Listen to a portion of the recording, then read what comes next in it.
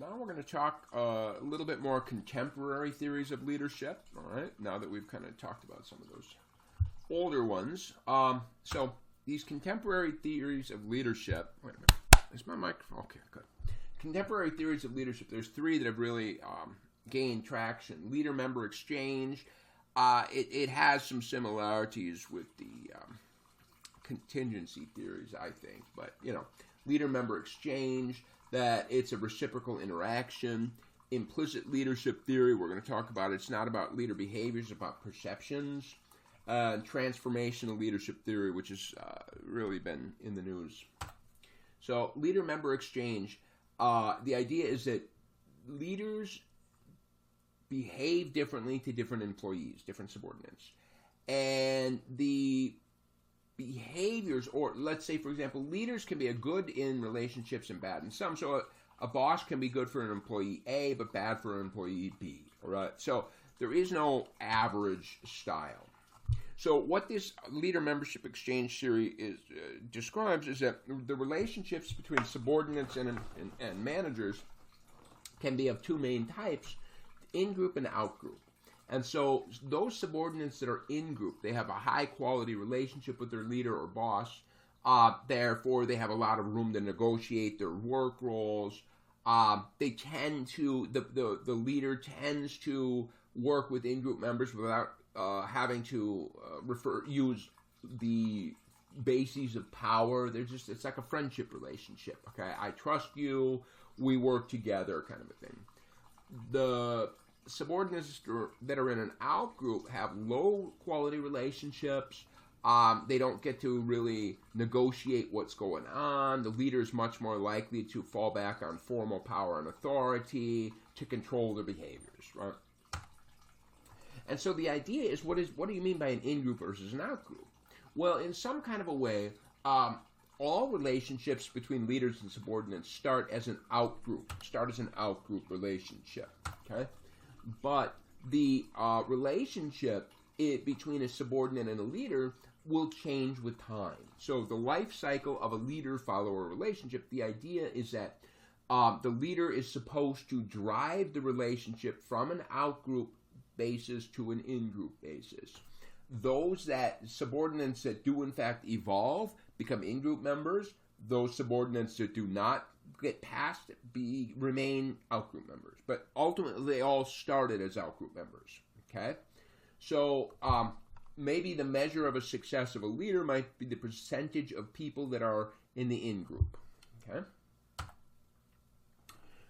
So, some research on leader-member exchange has found that this notion of in-group or out-group or favorable relationships is not necessarily both directions. That is, a leader might think that they have a positive relationship with a particular subordinate, but the particular subordinate might not agree. Okay? So, there's definitely some critiques as well that we can agree that there's this life cycle of a leader-follower relationship and they evolve and stuff, but how? How does this work? I don't know how it works. It just does. Okay? Kind of hard to do anything on a basis of science if you're going, I don't know how it works, it just does. I mean, it does happen, there's for sure, but we just don't know why. All right, the implicit theories of leadership theory. And again, as I said previously, the implicit theories basically rely on perceptions, okay? That is, it does not matter what behaviors a leader exhibits. The only thing that matters is the perception a subordinate has. Okay, so it's really kind of like the idea is, in fact, here I like this. What's going to happen, and this pulls right out of cognitive psychology. You're going to have a prototype. A prototype is a mental representation. Close your eyes and think, what is an effective leader? And you get a little vision. And maybe your vision of an effective leader is someone who is intelligent, has excellent communication skills. They're committed and they're self-starters. Okay? Now you have your boss. And your boss does in fact exhibit intelligence, good communication, and they're committed. Okay? So you're going to do a little matching process. And this is really cool. It's just, this basic image could be used to describe artificial intelligence. How does an artificial intelligence system know something is a bird? And it's just like, what is the basic idea of a bird? What is the object I'm looking at? Compare the two. Okay, so this is old school cognition. And so you're going to evaluate, okay, the behaviors that my boss exhibits match my prototype of an effective leader close enough that my boss is an effective leader. Then, later on, somebody says, is your boss a self-starter? Go back to your boss. Your boss is not a self-starter, but your prototype is. Well, since my boss is an effective leader, she must be a self-starter as well. Okay, and so yeah, this has just been ripped out of a cognitive psych textbook. All right, transformational leadership theory. In some ways, you could break down leadership styles in two ways. Okay, and one would be transactional. That is a leader that uses reinforcement. If you meet my expectations, then I will give you a reward. Okay? So it's very operant conditioning kind of a thing. A transformational leader, on the other hand, they seek to raise motivation and to raise the general goodness. Okay? So transformational leadership is often associated, in fact, some of the greatest leaders in history, Abraham Lincoln, Martin Luther King Jr. They were not transactional; they were transformational. They seek to change the fundamental nature of what's going on. And so, transformational leadership is, and we're not surprised, is related to the Big Five personality characteristics. So, a transformational leader tends to be curious, good at communicating, have a good vision, they're charismatic, and they inspire people.